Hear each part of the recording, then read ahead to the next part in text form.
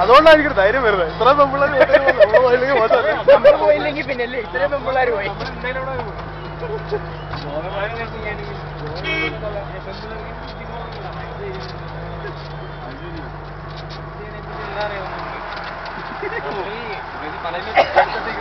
Highway പോലെ traffic ആണല്ലോ ഇവിടെ.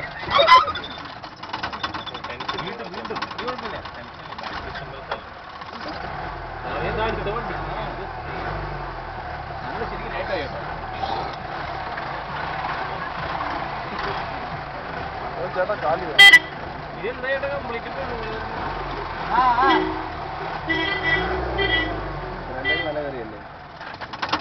ഇനിയുണ്ടോ?